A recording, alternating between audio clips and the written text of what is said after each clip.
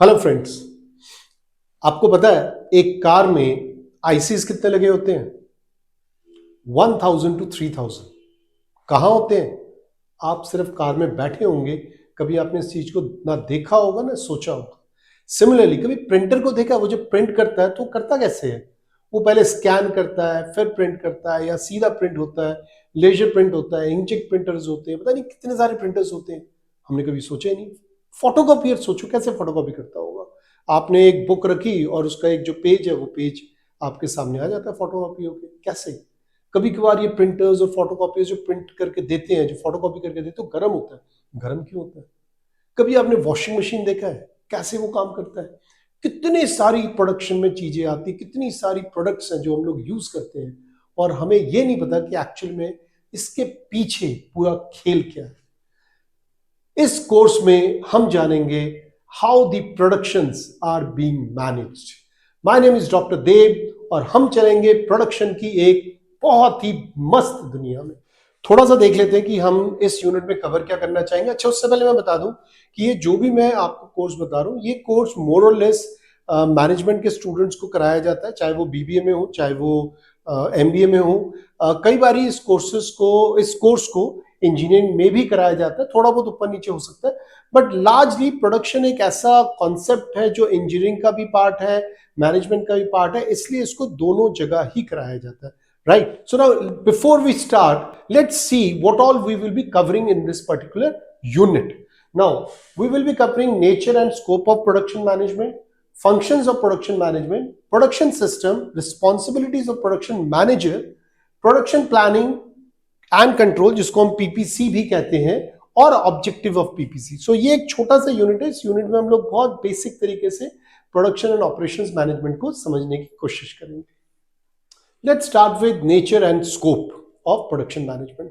देखो, जब भी हम बात करते हैं नेचर की, नेचर का मतलब है कि किस तरीके से क्या क्या एक्टिविटीज है, उन एक्टिविटीज के बीच में कोऑर्डिनेशन कैसा है, इंटीग्रेट कैसे होते हैं ये एक्टिविटीज, इन एक्टिविटीज को कैसे करा जाता है, स्केड्यूलिंग वगैरह कैसे कैसे होंगे, तो वो सारी चीजें आती है। और जहां पे हम स्कोप की बात करते हैं, आप हमेशा ध्यान रखना, जब भी कभी भी हम किसी भी चीज की स्कोप की बात करते हैं, हम एक्चुअली में इंक्लूड और एक्सक्लूड की बात करते हैं, विच मीन्स कि हम क्या क्या चीजें इंक्लूड करना चाहते हैं वो हमारे स्कोप में आ जाता है, और जिन चीजों को हम एक्सक्लूड करते हैं वो हमारे स्कोप से बाहर हो जाता है। Right, okay. अगर हम नेचर की बात करते हैं, नेचर ऑफ प्रोडक्शन मैनेजमेंट, मैंने इसको 5 एलिमेंट्स में डिवाइड करा हुआ है। कई बुक्स 4 में करती है, कई बुक्स थोड़ा बहुत और बाइफिकेट कर देती है, बट आप 5 में लेंगे तो भी आपके लिए ठीक है। अब आप देखो, सबसे पहला क्या, सबसे पहले बात कर रहे हैं हम ट्रांसफॉर्मेशनल प्रोसेस। मतलब कि एक रॉ मटेरियल है, उस रॉ मटेरियल को हम एक प्रोसेस करके कन्वर्ट करते हैं एक आउटपुट में। ठीक है, तो रॉ मटेरियल से एक फिनिश गुड बन रहा है। तो ये जो ट्रांसफॉर्मेशनल प्रोसेस है, ये नेचर ऑफ प्रोडक्शन मैनेजमेंट है। That means convert raw material into finished goods and services. Right, second मैंने दिया decision oriented, focuses on decision making regarding design, planning, control of operations. बहुत सारे डिसीजंस लेना पड़ता है, बहुत सारे डिसीजंस लेने पड़ते हैं। डिसीजंस के जो नेचर होते हैं वो भी बिल्कुल अलग होते हैं। डिसीजन बेस्ड होते हैं कि आपका टारगेट कस्टमर कैसा है, आपके पास फाइनेंसेस कितना है, आप एक्चुअली में क्या देना चाहते हो कस्टमर्स को, आपकी स्किल्स कैसी हैं, आपकी स्ट्रेंथ कैसी है, आपकी नीश क्या है, उन सबको डिपेंड करके आपको एक डिसीजन लेना पड़ता है। Decision is also a nature of production management. Third आता है आपका इंटरडिसिप्लिनरी नेचर। देखो, प्रोडक्शन मैनेजमेंट एक ऐसी चीज है जिसमें बहुत सारे डिसिप्लिनरीज जो होते हैं या डोमेन्स होते हैं, वो एक साथ जरूरी है कि वो आए। प्रोडक्शन ज्यादातर एक इंजीनियरिंग का पार्ट है। सो जितने भी इंजीनियर्स ज्यादातर होते हैं उनको मोर और लेस एक प्रोडक्शन हाउस में या प्रोडक्शन यूनिट के पार्ट होते हैं। बट ऐसा नहीं है कि आप मार्केटिंग को अलग कर देंगे या कॉस्ट अकाउंट्स को अलग कर देंगे, फाइनेंस को अलग कर देंगे, नहीं हो सकता।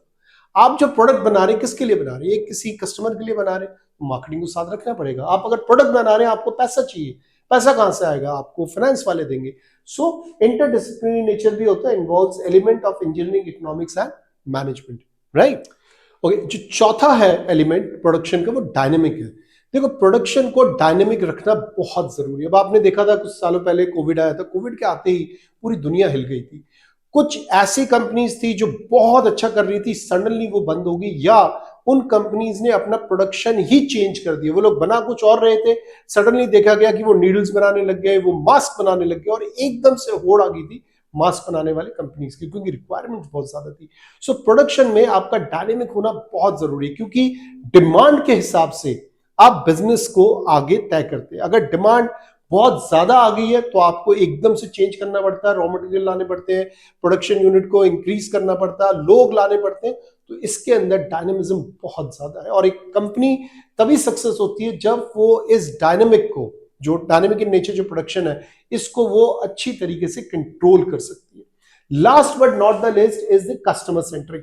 देखो, हम कुछ भी बनाएं, अगर हमारा जो प्रोडक्शन हाउस है वो कस्टमर सेंट्रिक नहीं है, अगर हम कस्टमर के लिए नहीं बना रहे या कस्टमर को मद्देनजर रखते हुए, कस्टमर को सोचते हुए अगर हम कोई चीज नहीं बना रहे तो नहीं बिकेगा।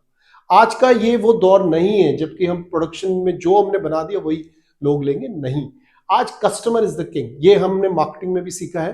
तो हमें जो भी बनाना है, हमें कस्टमर के हिसाब से बनाना है। So these are the 5 elements, और rather I would say the nature of production and operation. Okay, अब हम बात करते हैं स्कोप की। देखो, स्कोप में आने से पहले हम एक छोटा सा एग्जांपल लेते हैं। आपको मैं ये केस स्टडी, अगर आप मांगोगे मैं आपको केस स्टडी दे भी दूंगा, बहुत फेमस केस स्टडी है। आप अगर इंटरनेट पे जाओगे तो भी मिल जाएगा, अदरवाइज मैं दे दूंगा।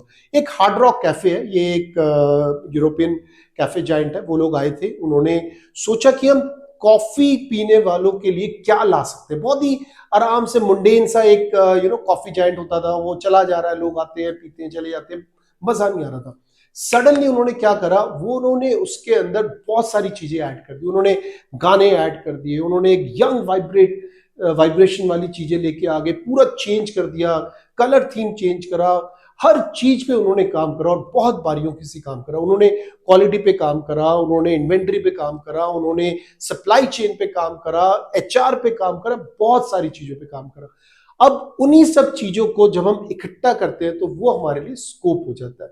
सो अब मैं आपको बताता हूं कि वो 10 पॉइंट्स जो एक्चुअली में प्रोडक्शन में स्कोप के अंदर आते हैं। ओके, सो हम एक एक करके पॉइंट्स को लेते हैं। सबसे पहले हम क्या करते हैं, कोई भी हम अगर प्रोडक्शन की बात करते हैं, सबसे पहले हमारे जहन में क्या आता है, प्रोडक्ट।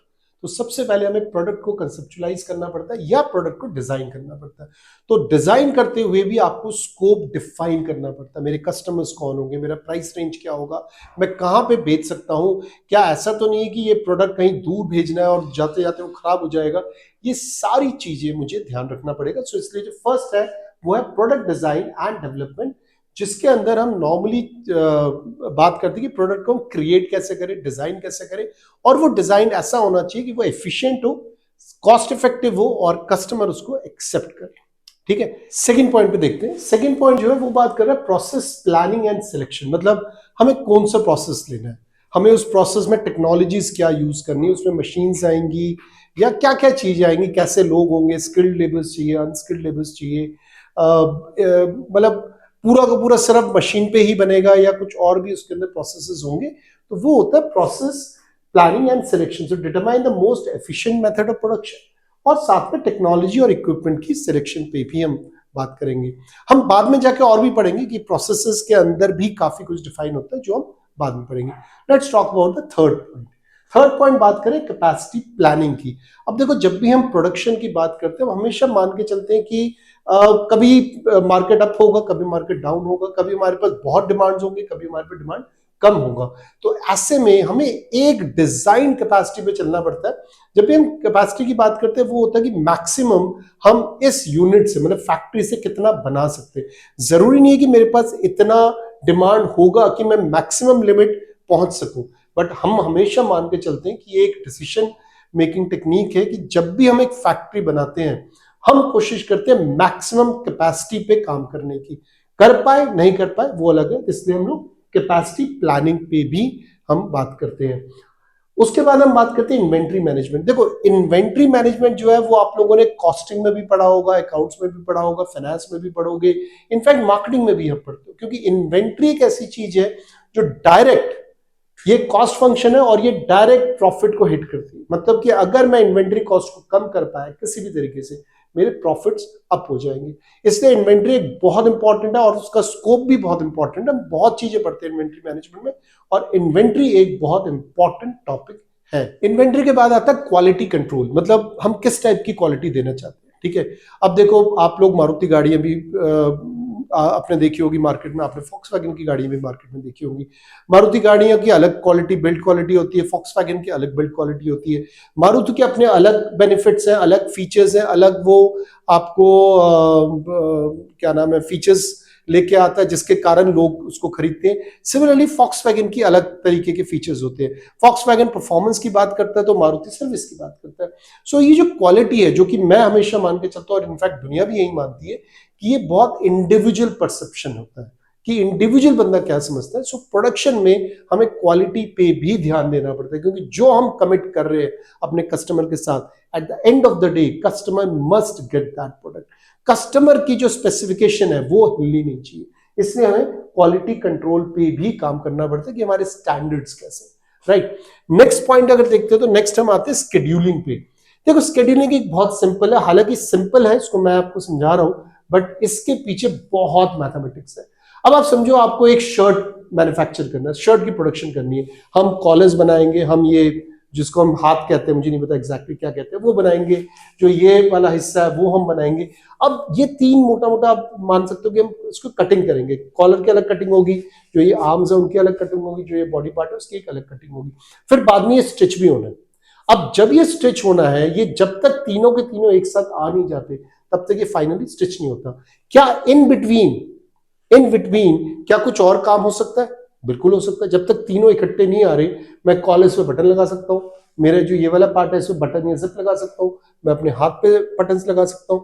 तो ये सारे काम होते रहते हैं इन बिटवीन, इसी को हम कहते हैं प्रोडक्शन स्केड्यूलिंग, कि एक के बाद दूसरा, दूसरे के बाद तीसरा कैसे डिसाइड किया जाए। नेक्स्ट जो है वो है कॉस्ट मैनेजमेंट। देखो operations is always a cost function, ठीक है। इसमें दो चीजें बहुत इंपॉर्टेंस रखती हैं। पहला कि मैं कैसे कॉस्ट को नीचे कर सकता हूँ, कॉस्ट मिनिमाइजेशन की बात करते हैं, और दूसरा मैं कैसे प्रॉफिट को मैक्सिमाइज कर सकता हूँ। सो पूरा बिजनेस भी इसी में टिका हुआ है।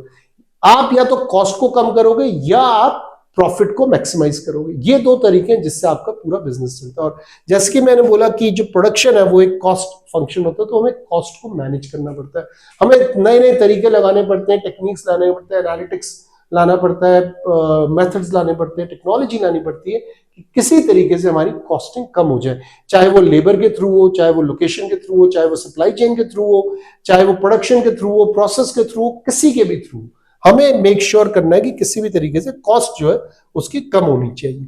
क्लियर। उसके बाद होता है वर्क मेजरमेंट। देखो वर्क मेजरमेंट का मतलब होता है कि एक काम को कितनी देर में खत्म करा जा सकता है, या कितने लोग जरूरत पड़ेंगे इस काम को खत्म करने के लिए, तो उसको हम कहते हैं वर्क मेजरमेंट। देखो वर्क मेजरमेंट जो होता है वो होता है मिनिमम आवर्स जो लगते हैं ना एक काम को खत्म करने के लिए। नेक्स्ट हम बात करते हैं लोकेशन स्ट्रैटेजी की। अब बहुत इंपॉर्टेंट है, आप जो एक फैक्ट्री खोलना चाहते हो, क्या उस फैक्ट्री तक लोग पहुंच पाएंगे? आप देखो जितनी भी सीमेंट फैक्ट्रीज है पूरी दुनिया में, वो कभी भी शहर के अंदर नहीं होते, शहर से बहुत दूर होते हैं।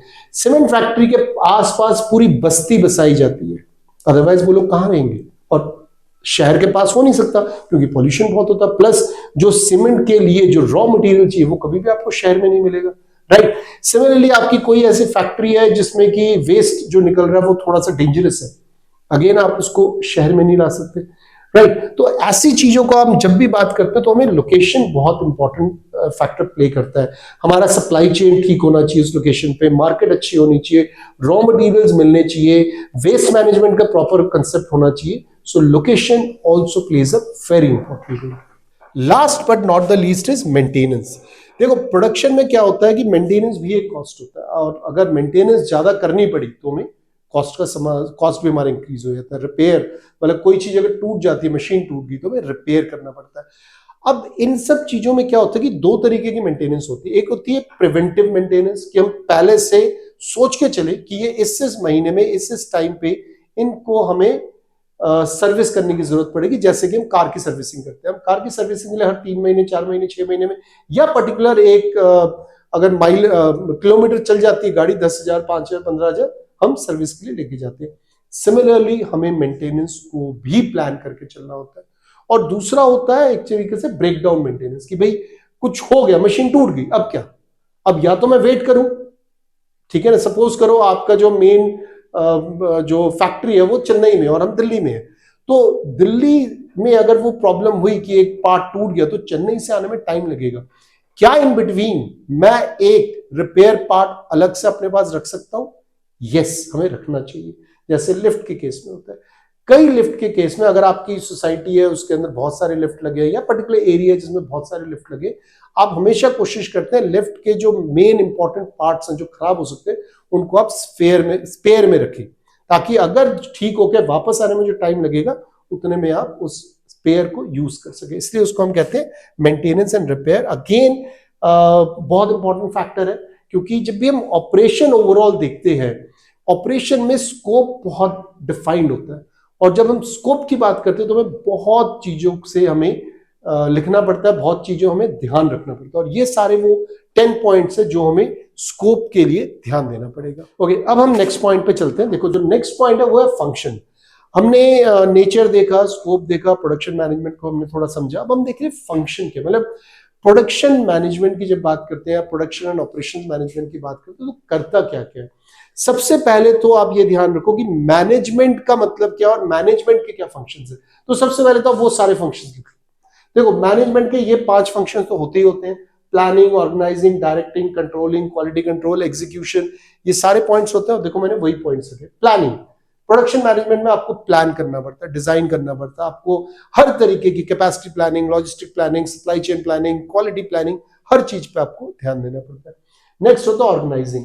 जब भी आपने प्लान करा, अब आपको रिसोर्सेज की एलोकेशन की जरूरत पड़ती है, आपको रिसोर्सेज की जरूरत पड़ती है, उनको एलोकेट करना है, ऑर्गेनाइज करना है। मशीन अगर है तो किस मशीन पे कौन से किस तरीके के लेबर्स काम करेंगे, कौन स्किल चाहिए, अनस्किल्ड चाहिए, वो सारा जो ऑर्गेनाइजिंग फैक्टर होता है वो हम आपके फंक्शंस में लेके आते हैं। डायरेक्टिंग, आपने प्लान कर लिया, आपने ऑर्गेनाइज कर लिया, अब आपको सुपरवाइजर्स भी चाहिए, आपको बताना भी पड़ेगा कि आपको ये काम इतनी देर में खत्म करना है।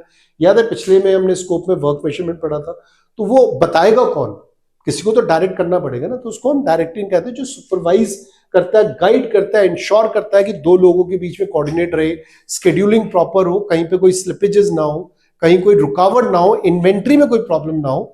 तो इन सारी चीजों को देखने के लिए एक सुपरवाइजर की जरूरत होती है, तो बल्कि मल्टीपल सुपरवाइजर्स की जरूरत होती है, वो होता है डायरेक्टिंग के अंदर। देखो, ये जो सारी चीजें करने हैं, जरूरी नहीं कि हर चीज बहुत अच्छी तरह चलेगी, कहीं ना कहीं कुछ इश्यूज हो सकते हैं, कभी रॉ मटेरियल नहीं आया, कभी लोग नहीं आए, कभी एनर्जी नहीं है, लाइट नहीं है, तो ऐसे में क्या करेंगे, ऐसे में क्या होगा कि काम रुक जाएगा। अब अगर काम रुक गया, ठीक है, जिसको हम बॉटलनेक भी कहते हैं, काम रुकने को बॉटलनेक भी कहते हैं, अगर बॉटलनेक आ गया, काम रुक गया, तो मुझे एक कंट्रोल मैकेनिज्म लाना पड़ेगा, एक मॉनिटरिंग सिस्टम लानी पड़ेगी, कहीं तो मुझे इसको रोकना पड़ेगा ना। अगर कुछ हो गया, आग लग गई, तो भैया क्या करोगे? सबसे पहले आप भाग जाओगे, चीजें सामान लेके जाओगे, या उस आग को बुझाओगे? आप उस आग को बुझाओगे। सबसे पहले आप अपने आप को बचाओगे, ऑब्वियसली जितना सामान बचा सकते हो उनको आप बचाने की कोशिश करोगे, बट उसके बाद नेक्स्ट भैया आग बुझाओगे, right. So control mechanism system भी हमें बहुत जरूरी है, और ये बहुत इंपॉर्टेंट फंक्शन है। Last but not the least, fifth आप देखो क्वालिटी कंट्रोल। इस पे हम बहुत बात कर चुके हैं, क्योंकि अगर क्वालिटी अच्छी नहीं होगी तो कस्टमर मेरा सामान लेगा ही। आप इस चीज को समझो, चाहे मैं कुछ भी बेचूं, चाहे मैं कुछ भी बेचूं, अगर मेरा एक कस्टमर पॉइंट है, अगर मेरा एक सेट कस्टमर है, बेस है, मेरी सेगमेंटेशन या मेरी टारगेटिंग बहुत अच्छी तरह हो रखी है, और बहुत स्पेसिफिक कस्टमर को मेरा प्रोडक्ट जा रहा है, तो वो कस्टमर मेरे क्वालिटी के बारे में जानता है, मैं उस कस्टमर को उस क्वालिटी से नीचे प्रोडक्ट नहीं दे सकता। क्लियर? सो आज अगर हम ये बोले कि भाई आपका जो फोन है, उस फोन की जो बैटरी है वो 1 घंटे में डेड हो जाएगी, क्या आप उसको लोगे? आप नहीं लोगे। आपको पता है भाई आज के डेट में जो फोन की बैटरी है वो 1-1 दिन चलता है, तो you want a battery, a phone with a battery जो कम से कम 1 दिन या उससे ज्यादा चले। सो क्वालिटी कंट्रोल, मैंने बहुत एक सिंपल एग्जांपल लिया हालांकि, बट क्वालिटी कंट्रोल एक बहुत इंपॉर्टेंट फंक्शन है जिसको किसी भी तरीके से हम अवॉइड नहीं कर सकते। क्लियर? उसके बाद हम देखते हैं कुछ और इंपॉर्टेंट फंक्शंस है, जो ये 4 इंपॉर्टेंट फंक्शंस है जिसको हम capacity management, inventory management, cost management और मेंटेनेंस लेते हैं। देखो, ये सारा हम बात कर चुके, सारी हम बातें कर चुके पिछले में, जो कि नेचर और स्कोप के अंदर आता है, बट ये फंक्शंस भी हैं। प्रोडक्शन मैनेजर जो होता है, प्रोडक्शन मैनेजर का काम ये भी होता है कि मेक श्योर करे कि कैपेसिटी बिल्कुल मैक्सिमम कैपेसिटी पे आपका प्रोडक्शन हो, मेक श्योर करे कि जो इन्वेंट्री लेवल है वो बिल्कुल कम हो, जितना ज्यादा इन्वेंट्री रहेगा उतनी ज्यादा आपकी कॉस्ट पड़ती है, मेक श्योर करे कि कॉस्टिंग कम हो, मेक श्योर करे कि प्रॉपर मेंटेन्ड रहे सारी चीजें। हम लोग एएमसीज लेते हैं, हम लोग सर्विसेज के पहले से पैकेजेस ले लेते हैं ताकि हम प्रॉपर मेंटेन मेंटेनेंस को बनाए रखें, राइट। तो ये सारे फंक्शंस हैं एक ऑपरेशन मैनेजमेंट का। अब आप ये तो समझ गए होंगे कि ऑपरेशन मैनेजमेंट जितना छोटा दिखता है उतना छोटा है नहीं। एक्चुअली में जो भी प्रोडक्ट आपके घर आ रहा है वो ऑपरेशन मैनेजमेंट के थ्रू निकल के ही आ रहा है। अब हम एक बहुत ही इंपॉर्टेंट कॉन्सेप्ट करेंगे इस पूरे प्रोडक्शन मैनेजमेंट का, वो है प्रोडक्शन सिस्टम। देखो, प्रोडक्शन सिस्टम को आपको ऐसे समझना पड़ेगा कि भाई कोई सामान प्रोड्यूस कैसे होता है। अब मैं आपको अलग अलग एग्जांपल्स देता हूं, उससे आपको ये सारी चीजें समझ में आ जाएंगी और उसके बाद आप मेरे नोट्स पढ़ लेना या बुक्स पढ़ लेना, आपको क्लैरिटी हो जाएगी। आपने पेन देखा होगा, वाटर बॉटल्स देखे होंगे जिसमें बहुत ज्यादा चेंजेस नहीं होते, राइट। अब आप अगर वाटर बॉटल्स देख रहे हो तो उसके अंदर सिंपल सा वाटर बॉटल तो उसका ढक्कन होता है, उसमें ज्यादा तामझाम होता नहीं है। पेन है, टिक टिक करते हो, पेन है, ज्यादा तामझाम होता नहीं है। मोबाइल्स है, आप ओवरऑल अगर आप मोबाइल देखते हो, कुछ भी ले लो अपने घर में, आप बाल्टी ले लो, मग ले लो, साबुन ले लो, ये सारी चीजें ना कॉन्टिन्यूस मैन्युफैक्चरिंग सिस्टम के पार्ट है। मतलब ये कॉन्टिन्यूस, ये कटाकट कटाकट कटाकट कटाकट कटाकट बनते रहेंगे, इनमें चेंजेस नहीं कर पाते, अब बहुत ज्यादा मौका नहीं मिलता। सो जो भी चीज आपकी वैरायटी में बहुत ज्यादा कम वैरायटी की मैं बात करूं, मतलब वैरायटी मतलब वेरिएबिलिटी है ही नहीं, बट वॉल्यूम बहुत ज्यादा है, वॉल्यूम बहुत ज्यादा है, वैरायटी मतलब वेरिएबिलिटी नहीं है, बहुत स्टैंडर्ड है, फ्लेक्सिबिलिटी बिल्कुल नहीं है। ऐसे जो प्रोडक्ट्स होते हैं वो इस वाले पार्ट में आते हैं जो कॉन्टिन्यूअस प्रोडक्शन सिस्टम है। कॉन्टिन्यूअस प्रोडक्शन सिस्टम में हमारा फ्लो प्रोडक्शन का प्रोसेस होता है। कॉन्टिन्यूअस मतलब कॉन्टिन्यूअस, जो रुक नहीं सकता। मैं फिर रिपीट कर रहा हूं, ध्यान से सुनो। कॉन्टिन्यूअस प्रोडक्शन सिस्टम में वॉल्यूम्स हाई होंगे, वेरिएबिलिटी मतलब हमारी फ्लेक्सिबिलिटी बहुत कम होगी, ऑलमोस्ट ना के बराबर होगी। अब आप सोचो, अगर वॉल्यूम्स हाई हैं मतलब कॉस्टिंग कम होगी, क्योंकि मैं इकोनॉमी ऑफ स्केल में बात कर सकता हूं, निगोशिएट कर सकता हूं रॉ मटेरियल में। अगर मेरी वॉल्यूम ज्यादा है तो मैं मशीन से काम कर रहा हूं, ऑटोमेटेड सिस्टम लगा रखे हैं, इसका मतलब मुझे स्किल्ड लेबर्स नहीं चाहिए। तो ये सारी चीजें ना आपको समझना पड़ेगा। अब मैं उसके आगे जाता हूं, mass production. Again continuous production में फ्लो प्रोडक्शन भी होता है, मास प्रोडक्शन भी होता है। फ्लो प्रोडक्शन होता है जहां पे कि एक सिस्टम के थ्रू आगे चीजें निकली। मास मतलब कटाकट कटाकट कटाकट, बहुत ज्यादा आपकी प्रोडक्शन निकलते चले जा रहे हैं। नेक्स्ट अगर आप देखो, जो ये लाइन है, इस लाइन के हम इस तरफ को आ रहे हैं, इसको हम कहते हैं इंटरमिटेंट प्रोडक्शन सिस्टम। इंटरमिटेंट का मतलब होता है रुक रुक के, ठीक है ना।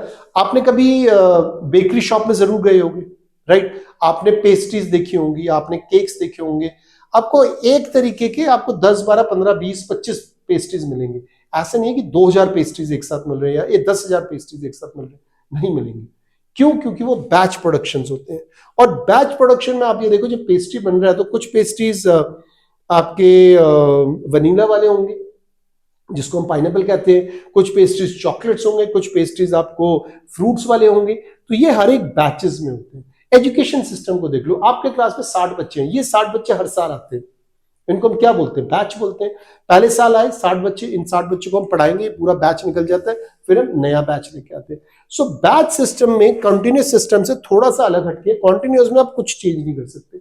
यहां पे क्या है, थोड़ी बहुत फ्लेक्सिबिलिटी बढ़ जाती है। बट देखो, जैसे जैसे मेरी फ्लेक्सिबिलिटी बढ़ रही है, ठीक है ना, ये फ्लेक्सिबिलिटी का जैसे जैसे मेरी फ्लेक्सिबिलिटी बढ़ रही है, मेरा वॉल्यूम कम होगा, राइट। और जैसे जैसे मेरा वॉल्यूम कम होगा, मेरी कॉस्ट बढ़ेगी और मुझे स्किल लेबर्स चाहिए, ठीक है ना।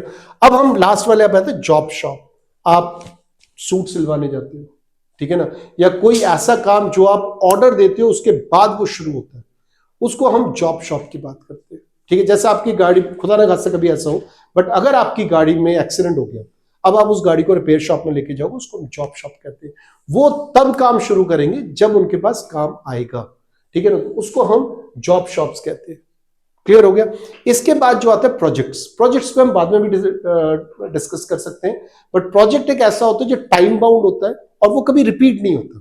सो वो इतना वॉल्यूम उसका ऑलमोस्ट नेग्लिजिबल है। देखो, प्रोजेक्ट नेग्लिजिबल है, रिपीट नहीं होता, क्योंकि प्रोडक्ट रिपीट होता है, प्रोजेक्ट रिपीट नहीं होता। आपने एक ब्रिज बनाया, उस जगह पे एक ही ब्रिज बनेगा ना, दूसरा ब्रिज दोबारा उस जगह पे नहीं बना सकते, इसलिए उसको हम प्रोजेक्ट कहते हैं, बट वेरिएबिलिटी होती है। क्लियर। सो ये जो पूरा प्रोडक्शन सिस्टम है, इसको आपको समझना पड़ेगा।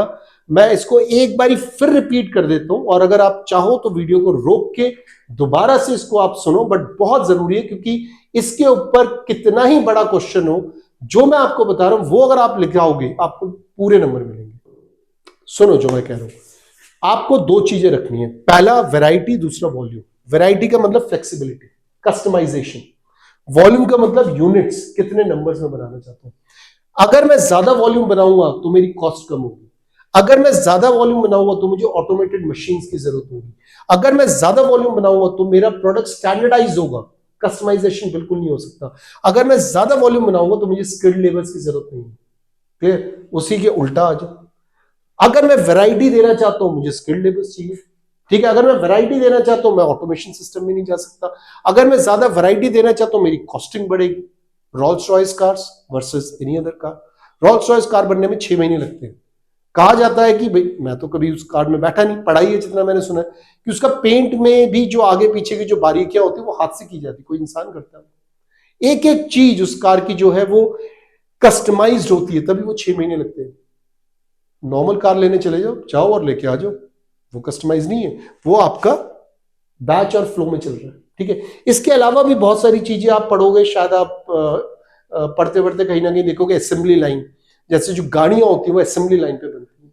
ठीक है, एक साथ 3 गाड़ियां अलग अलग सेम असेंबली लाइन पे बन सकती हैं। ठीक है, तो इस टाइप की चीजें हम धीरे धीरे पढ़ेंगे, बट आई होप आपको ये समझ में आ गया कि किस तरीके से ये जो सारी चीजें हैं, कॉस्ट, वॉल्यूम, स्टैंडर्डाइजेशन, लेबर्स, ये कैसे वेरिएबिलिटी लाते हैं जब हम यहां से ऐसे जाए। प्रोजेक्ट जीरो वेरिएबिलिटी, सॉरी, बहुत high variability, zero volume. Continuous, zero variability, high volume. Okay, so I hope आपको सारा कॉन्सेप्ट समझ में आ गया होगा कि किस तरीके से हम कॉन्टिन्यूअस प्रोसेस से इंटरमिटेंट प्रोसेस में जाते हैं, मतलब कि टकाटक टकाटक टकाटक से रुक रुक के जो चीजें बनती है। ठीक है, तो अब देखो, आप शुरू से समझ रहे होगे कि मैं बहुत बार यूज कर चुका हूं कि जो प्रोडक्शन है वो एक तरीके से कॉस्ट फंक्शन है, मतलब हम खर्चे को कम करने की बात करते हैं। तो ऐसे में एक कॉन्सेप्ट आया था जिसको हम पीपीसी कहते हैं, मतलब प्रोडक्शन प्लानिंग एंड कंट्रोल की बात करते हैं। इसके अंदर हम देखो, ऑब्जेक्टिव तो वही है कि हमारा कॉस्ट कम हो। कॉस्ट कैसे कम होगा? हम बेटर शेड्यूलिंग कर सकते हैं, बेटर फोरकास्टिंग कर सकते हैं, हम बेटर टाइमली डिलीवर कर सकते हैं, क्वालिटी ऐसा बनाए कि वो वापस ना आए। क्योंकि अगर आपने कोई ऐसा प्रोडक्ट बनाया वो खराब हो गया, वो वापस आ गया, उसमें कॉस्ट भी लगेगा, एफर्ट्स भी लगेंगे, टाइम भी लगेगा। तो इन सब चीजों को मद्देनजर रखते हुए एक कॉन्सेप्ट निकाला गया था प्रोडक्शन के अंदर, जिसको बोला जाता है PPC, production planning and control. देखते हैं हम पीपीसी के अंदर क्या क्या आता है। तो दो चीजें आती है पीपीसी के अंदर, एक आता है प्रोडक्शन कंट्रोल और एक आता है प्रोडक्शन प्लानिंग। ठीक है ना? प्लानिंग का मतलब क्या, हम प्लान करते हैं किसी चीज के लिए। कंट्रोल का मतलब क्या है कि अगर कोई चीज गड़बड़ होने वाली है तो उसको हम कंट्रोल करें। देखो, प्लानिंग में क्या आ रहा है, प्लानिंग व्हाट टू प्रोड्यूस, हमें क्या प्रोड्यूस करना है, कब प्रोड्यूस करना है और कितना प्रोड्यूस करना है, ये हमारा प्लानिंग का काम होगा। अब व्हाट प्रोड्यूस करना है, व्हेन प्रोड्यूस करना है, हाउ मच टू प्रोड्यूस, इसके लिए मुझे फोरकास्टिंग की जरूरत होगी कि मैं कस्टमर के बारे में नॉलेज मुझे चाहिए, उनका पेइंग कैपेसिटी मुझे चाहिए, रॉ मटेरियल की इफेक्टिव अवेलेबिलिटी मुझे चाहिए, गवर्नमेंट की पॉलिसीज की बात करनी पड़ेगी मुझे। इन सबको मद्देनजर रखते हुए planning to produce, when to produce and how to produce में फोरकास्टिंग बहुत इंपॉर्टेंट रोल प्ले करता है। और यहां पे एक तरीके से आप कह सकते हो कि यहां इंजीनियर्स की जरूरत पड़ती है, या उन लोगों की जो लोग बहुत अच्छे मैथ्स में है, मैथमेटिक्स इनकी अच्छी है, वो इन सब चीजों को लेके आते हैं। आजकल हालांकि मैथ्स की इतनी जरूरत नहीं, बट सॉफ्टवेयर की जरूरत है। हम लोग यहाँ पे टाइम सीरीज पढ़ते हैं, हम लोग यहाँ पे रिग्रेशन, कोरिलेशन, बहुत सारी चीजें पढ़ते हैं। मतलब फोरकास्टिंग जो है एक बहुत इंपॉर्टेंट टॉपिक है पैसा बचाने के लिए। मतलब जब भी हम बड़े बड़े सप्लाई चेन की बात करते हैं, कंपनीज की बात करते हैं, they invest a lot on forecasting. Next देखो, ensure optimal utilization of resources like raw material, man power and machine. किस तरीके से कम रिसोर्स को यूज करके ज्यादा से ज्यादा आउटपुट ला सकूं, that is optimum utilisation of resources. ये जो वर्ड है ना, ये वर्ड अपने में बहुत कुछ बता जाता है, और इस वर्ड को आप किसी भी मैनेजमेंट के कोर्स के या सब्जेक्ट में लिख सकते हो। Optimum utilisation of resources like raw material, man power and machine. ये कैसे होता है? ये राउटिंग के थ्रू होता है। राउटिंग मतलब पहले मशीन में कौन सा हिस्सा जाएगा, बाद में कौन सा जाएगा, उसके बाद कौन सा जाएगा, फाइनल प्रोडक्ट बन के आ रहा है, पैकेजिंग के लिए जाना है, क्या पैकेजिंग से पहले कुछ करना है। ये जो सारी चीजें होती है, ये सारी चीजें आती है हमारी राउटिंग के अंदर। Determine the sequence of operation of task. जैसे आप देखो, आप कार है, ठीक है ना, कार आप देखते हो अलग अलग कलर्स के होते हैं। ये कलर बाद में होता है कि पहले होता है? ये कलर्स पहले होते हैं। सबसे पहले वो जो टीन होता है, जो आपने देखा होगा बहुत बड़ा सा एक रोल होता है टीन का, उसमें से कटता है, कार के सारे पार्ट्स बनते हैं, वो वेल्ड होता है, वेल्ड होने के बाद वो पेंट होने जाता है, उसके बाद फिर बाकी काम शुरू होता है। तो ये जो सारी चीजें जो सीक्वेंस में आ रही हैं उसको हम बोलते हैं राउटिंग, राइट। नेक्स्ट आप देखो, includes forecasting, demand, preparing production schedule and resources allocation. Okay, so ये जो तीन है, ये प्रोडक्शन प्लानिंग है और ये की एक्टिविटीज है जिसमें फोरकास्टिंग, राउटिंग और शेड्यूलिंग करते हैं। मैं तीनों को ऑलमोस्ट समझा चुका हूं आपको, ऑलमोस्ट तीनों में ही आपकी जरूरत पड़ेगी, मतलब फोरकास्टिंग करोगे उसके बाद राउटिंग भी करना है, शेड्यूलिंग भी करनी है, ठीक है ना। प्रोडक्शन कंट्रोल, प्रोडक्शन कंट्रोल में हम बात करते हैं मॉनिटरिंग की, हम बात करते हैं इंस्पेक्शन की, हम बात करते हैं इंप्लीमेंटेशन, करेक्टिव मेजर्स को इंप्लीमेंट करना है, हम बात करते हैं कि इमीडिएट डिसीजन लेने की। कोई गड़बड़ हो गया भाई, इमीडिएट डिसीजन लेना, आपको ठीक कैसे करोगे, गियर चेंज करना पड़ेगा ना। कहीं आप पहुंचना चाहते हो, आप लेट हो रहे हो, क्या करोगे, तेज चलाना शुरू करोगे, राइट, या आप रूट दूसरा ले लोगे। सो ये जो सारा कॉन्सेप्ट होता है उसको हम प्रोडक्शन कंट्रोल कहते हैं। Monitoring and regulating the production activities, identify deviations और बॉटलनेक। मैंने आपको बॉटलनेक बताया था कि जब इन्वेंट्री बढ़नी शुरू हो जाती है, कुछ अटक गया है एकदम से प्रोडक्शन में, इन्वेंट्री पाइलअप होने लगती है, बढ़नी शुरू हो जाती है, तो वो बॉटलनेक क्रिएट करता है। डेविएशन मतलब आपको 4 कारें एक दिन में बनानी थी, आप 3 बना पा रहे हो, वो डेविएशन है, एक कार का डेविएशन है। सो डेविएशन मतलब जो आप पीछे रह जाते हो। इंप्लीमेंट करेक्टिव एक्शंस, अब मुझे पता है कि चीजों में डेविएशन आ रहा है, मुझे पता है कि कुछ इश्यूज आ रहे हैं, अब मुझे इमीडिएट कंट्रोल मेजर भी तो लेना पड़ेगा ना। या तो मैं लोगों को बोलूं कि आपको 8 घंटे की जगह 12 घंटे काम करना है, या मैं और ज्यादा लोग ले आऊं, या मैं इसको किसी और को दे दूं बनाने के लिए कि भाई मेरे पास इतना टाइम नहीं है, आप बना दो। कुछ भी हो सकता है, मेक और बाय हो सकता है, आप लोग ज्यादा ला सकते हो, आप टाइम बढ़ा सकते हो, कुछ भी करके आपको ऑर्डर तो पूरा करना है ना, आप पीछे नहीं जा सकते। सो उसको हम कहते हैं प्रोडक्शन कंट्रोल। ये सारे प्रोडक्शन कंट्रोल है। एक्टिविटीज में डिस्पैचिंग, फॉलोअप और इंस्पेक्शन आते हैं, ठीक है ना। इंस्पेक्शन से आपको ये पता लगेगा कि आप कितने पीछे हैं, कितने आगे हैं। जैसे आपको पता लगता है कोई इश्यू है, फिर आप उसमें करेक्टिव मेजर्स लेते हैं, फॉलोअप्स करते हैं और फिर आप उसको डिस्पैच करते हैं। सो ये आपके मेन फंक्शंस हैं, कंपोनेंट्स हैं पीपीसी के। नेक्स्ट टॉपिक में जाते हैं, ऑब्जेक्टिव ऑफ पीपीसी। देखो ये क्वेश्चन है जो आता है और जो अभी तक हमने पढ़ा है, अगर आपने ठीक तरह से मेरा वीडियो देखा है, समझा होगा, आपको खुद ब खुद ऑब्जेक्टिव्स आ गए होंगे। देखो हमें जरूरी नहीं है कि हमें हर बुक को पढ़ना है और उसके बाद ही ऑब्जेक्टिव्स निकलेंगे। अगर मुझे कॉन्सेप्ट क्लियर है तो मैं खुद भी चीजों के आंसर दे सकता हूँ। अभी तक मैं क्या बोलता है हम भूल जाते हैं कि इनमें क्या लिखा है। हम बड़े बड़े मोटा मोटा तौर पर हम बता सकते हैं कि मैं हमेशा कॉस्ट की बात कर रहा हूँ, तो प्रोडक्शन का ऑब्जेक्टिव क्या होगा, कॉस्ट को कम करना, बिल्कुल ठीक है। सेकंड क्या हो सकता है, कुछ भी तरीके से क्वालिटी को मेंटेन करना, जो क्वालिटी हमें चाहिए वही क्वालिटी निकलनी चाहिए, राइट। तीसरा क्या हो सकता है, आप देखो यही सारी चीजें मैं बात कर रहा हूं ना, मिनिमाइज कॉस्ट, मुझे कॉस्ट कम करना है, ठीक है ना, मुझे क्वालिटी को मेंटेन करना है, मुझे रिसोर्सेज की यूटिलाइजेशन प्रॉपर करनी है। अगर रिसोर्सेज प्रॉपर यूटिलाइज होगा तभी तो कॉस्ट कम होगा। मुझे डिलीवरी टाइम पे करना है, किसी भी हालत में I have to make sure कि डिलीवरी मेरी टाइम पे हो जाए, और मुझे वर्क फ्लो भी बैलेंस करना है। ऐसा ना हो कि किसी को ज्यादा काम मिल गया, किसी को कम मिल गया, किसी दिन ज्यादा काम है, किसी दिन बिल्कुल ही काम नहीं, ऐसा भी नहीं होना चाहिए। अगर मेरा ट्रक का बिजनेस हो और मेरी ट्रक निकल रही है सामान लेके, तो ऐसा नहीं होना चाहिए कि ट्रक मेरी आधी खाली निकले। आई हैव टू इंश्योर कि वो ट्रक फुली लोडेड निकले। तो ये जो सारे चीजें, ये मेरे ऑब्जेक्टिव्स है, राइट। मुझे लगता नहीं है बहुत ज्यादा आपको इश्यूज आएंगे। So optimizing resource utilization, minimize cost, ensure timely delivery. इससे क्या होगा, कस्टमर का फेस वैल्यू बढ़ेगा, कस्टमर सेटिस्फाइड होगा और कस्टमर और बिजनेस देगा। Maintain product quality, again customer और बिजनेस देगा। Balance work flow, balance work flow से आपका एम्प्लॉय खुश है जो उस पर काम कर रहा है, अगर वो खुश है तो आपकी प्रोडक्शन हमेशा बेहतर ही रहेगी। So these are the objectives of PPC. देखो लास्ट जो होता है इस टॉपिक का, वो स्टेप्स ऑफ पीपीसी होता है। हालांकि ये आपके मेरे हिसाब से शायद यूनिट में नहीं है, मुझे नहीं दिखा था, बट उसके बावजूद भी कई औरों में हो सकता है ये, तो मैंने इसको इंक्लूड कर लिया। और आपको भी समझ में आना चाहिए कि हम पीपीसी की जब बात कर रहे हैं तो उसके स्टेप्स भी होते हैं। तो सबसे पहले ऑब्वियसली हम फोरकास्ट करते हैं कि हमें कितना चाहिए, कब कब चाहिए, इसको हमें फोरकास्ट करना है। जैसे अगर मैं इलेक्ट्रॉनिक के आइटम में हूं, मैं टीवी बनाता हूं, मैं वॉशिंग मशीन बनाता हूं, व्हाइट गुड्स के आइटम में हूं, मुझे पता है कि दिवाली के टाइम पे ये ज्यादा बढ़ेगा, तो I have to make sure कि दिवाली पे टाइम पे मेरी प्रोडक्शन बढ़ जाए। सो मेरे अगर कोई लोग छुट्टी पे जा रहे हैं, कोई कहीं जा रहे हैं, तो मैं दिवाली की तरह से पहले मैं जाने नहीं दूंगा, क्योंकि वो मेरे लिए ज्यादा प्रोडक्शन का टाइम है, क्योंकि उन दिनों में ज्यादा प्रोडक्ट बिकता है। तो मुझे फोरकास्ट करके चलना होगा। फोरकास्टिंग के बाद मुझे राउटिंग करनी पड़ती है, ठीक है। Decide the sequence of the operation, मतलब मुझे सीक्वेंस तय करना पड़ेगा, फिर शेड्यूल करना पड़ेगा। असाइन टाइम फ्रेम, भाई सीक्वेंस कर लिया, अब हर किसी के टाइम तो देना पड़ेगा ना, ये तो नहीं कि मैंने काम दे दिया जितना मर्जी चलते रहे। So I have to make sure कि शेड्यूलिंग प्रॉपर हो। बन गया, सब कुछ हो गया, मुझे डिस्पैच भी तो करना है ना।